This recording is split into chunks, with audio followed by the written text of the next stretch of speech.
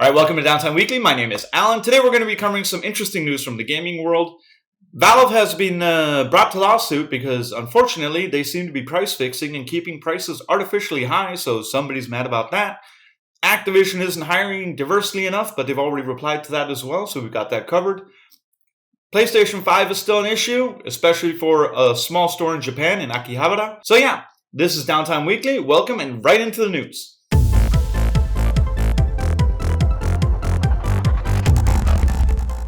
Alright, so if you guys were wondering if the PlayStation 5 crisis has been averted or changed or like stock is coming out on time and everything else, no, it hasn't.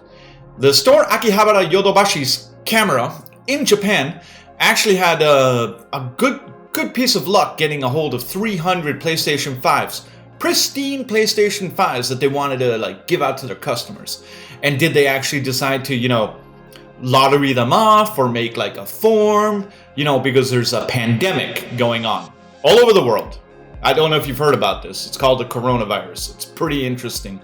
But they decided to actually just post online, hey everybody, we just got 300 PlayStation 5s. First come, first serve. So, as you can imagine, that didn't end up going very well. That combined with Japan being the biggest console gaming retail market concentrate in the world, they love their consoles, ended up in a situation which was filmed on Twitter and posted online by a user called Tabata97, and we're just going to show you the clip.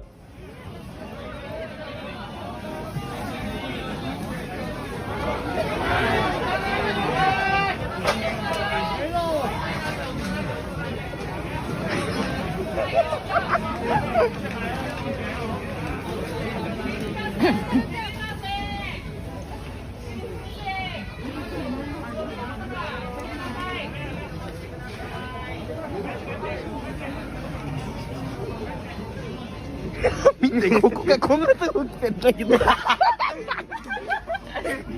俺直しますわ店員なんでバカだ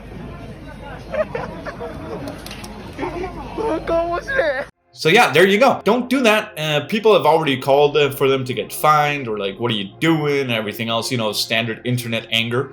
And it does seem that maybe now they will be hopefully implementing a lottery system in the future, so they don't have a situation where you've got a million people in a store trying to get a hold of a PlayStation 5 because somebody tweeted out and didn't think clearly.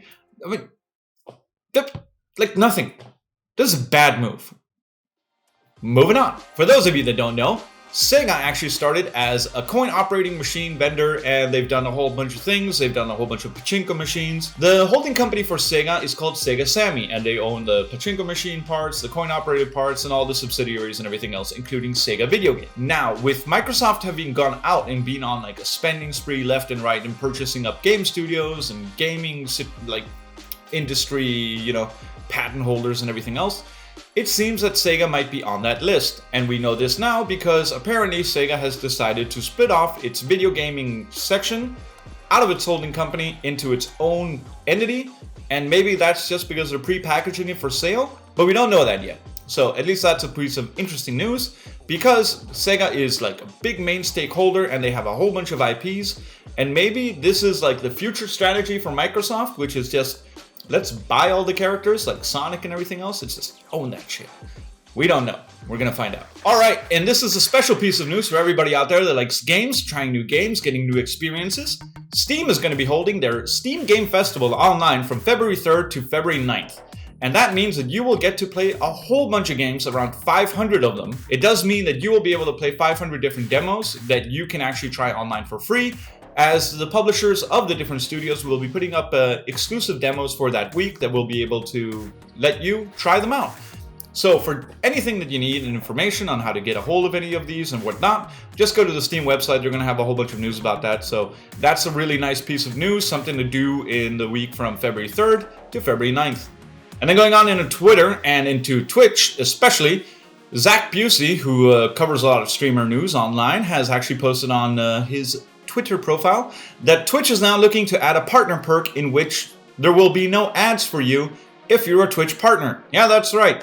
After having their completely horrifying situation last year where they actually tried to roll out mid-stream ads that would just pop up all of a sudden randomly. They got rid of that last year because people all across the board agreed that was a shit move. Now they're making sure that Twitch partners, when they're actually going out and they're trying to raid other users or like pass on their hosts, won't have to have the same experience. So they're going to be removing Twitch ads for Twitch partners. Everybody else that's affiliate or like just, you know, a normal casual viewer, this doesn't change anything for you. So unfortunately, there you go. But it is nice to see Twitch implementing something for the partners that they need, especially since now the entire debate that's been going on the, you know, on Reddit, on Twitter, everywhere else, where Twitch partners are like discussing like why do they have to watch ads when they're trying to go through Twitch to find a suitable streamer to pass their host onto.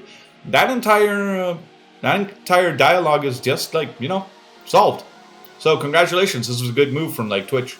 So for those of you guys out there, last week we covered a lawsuit on Riot Games and sexual harassment allegations that's been going on since like for 2 years now and still hasn't gotten anywhere, which is unfortunate. Now we're going to be talking about Valve's lawsuit, which just got launched. Apparently now it's all about price fixing games and making sure they don't get cheaper over time. And the lawsuit is covering the MFN, which is the most favored nations clause.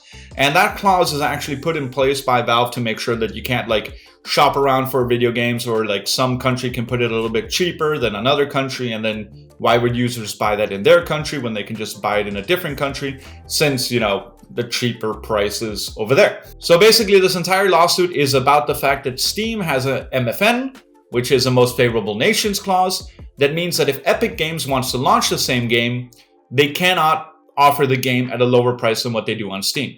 So Steam has basically put in a monopoly that if you want to sell your game on Steam, this is why you have to like keep this price. And they are keeping the prices artificially high, is what the lawsuit says, or it is actually leading to a situation that in competition would mean that the prices cannot go down because there is no competition for Steam to actually keep the prices high. The lawsuit is going to be going into action, and Epic Games, which is the rival competitor, which also has launched a whole bunch of exclusives on their own and has launched their own platform, is also kind of because of this. So this is kind of like a Twitch mixer kind of thing. They're like super competitive mode right now. And also Epic Games had apparently given away around 750 million free games last year. With that actual push of 750 million games given away, Epic has now boasted that they now have around 160 million users on their platform, which is super good. But then again, it depends on how they count it, and what do they mean active users? Do they mean like we just have a whole bunch of emails logged in with accounts? You know, so without further ado, Valve is being sued because, well, having a lawsuit brought against them because it seems that they're keeping prices artificially high for games for everybody, because you cannot put the prices down on other platforms if you are a competitor. So our next piece of news goes on to Activision Blizzard, which seems to be in a little bit of hot water after a Vice article came out that actually stated that apparently Activision Blizzard is not going to be implementing a Rooney Rule into their policies, which was submitted by themselves to basically add more workforce diversity into the company, and they've actually stated as such in the Vice article. Lawyers from gaming industry, giant Activision Blizzard, have rejected a proposal that many companies use to diversify their workforces, claiming that a new shareholder proposal submitted by the AFI-CIO is an unworkable encroachment on the gaming company's ability to compete for new talent in a highly competitive, fast-moving market, according to a letter obtained by Motherboard. So basically, the AFL-CIO is the largest labor federation in the United States, and they wanted Activision Blizzard to help implement rules that would make more like affirmative action-ish kind of things going on, which is basically make sure you interview a certain amount of women and a certain amount of minorities for each job that you create. Something that should be, you know, easy to implement. But Activision Blizzard's lawyers have said that they've actually turned this proposal down because it's unworkable for them. So, in the Vice News article, they put it out kind of like, hey, they're not going to do this, and it's not really good. They're not trying to move the market forward. And, you know, as Vice is, they're just trying to bring this to light and make sure everybody knows about it. But on the Vice page, we just read the comment with the actual response from Blizzard Activision, but the response on the GamerBiz news site is a bit different because they actually included more of it. So, here we go. While the company has implemented a Rooney Rule policy as envisioned for director and CEO nominees, implementing a policy that would extend such an approach to all hiring decisions amounts to an unworkable encroachment on the company's ability to run its business and compete for talent in a highly competitive, fast-moving market. So they are saying that they have actually implemented a Rooney Rule for CEOs and nominees, so the higher-ups, because those are in America, but they're having issues implementing across the board. Like for every hiring decision at Activision Blizzard, that also has a huge central European office in Paris, they're not going to be able to implement that right now because there are also different hiring protocols in the European Union. So Activision Blizzard actually came out with a response from the COO Daniel Allegre, and it actually is posted in full here, so we're just going to read that. Activision Blizzard is committed to inclusive hiring practices and to create a diverse workforce. It is essential to our mission. Vice completely mischaracterized the SEC filing made by our outside attorneys. In fact, our hiring practices are rooted in ensuring diversity for all roles. We engaged in this aggressively and successfully. Our objection was rooted in the fact that the AFL-CIO proposal failed to adequately consider how to apply these practices in all the countries we operate in. So the COO, Daniel Allegre, responding to the commentary from Vice, saying basically, we do diversity, hires. You just haven't thought about how it would work in our France offices and our Asian offices. So basically, we can't really implement it the way that you're putting forth. That's it. It's as simple as that. But now it's been made into like a whole, oh my God, Blizzard Activision doesn't hire like minorities and whatnot. Maybe they do. I mean, who knows? Calm down. Calm down.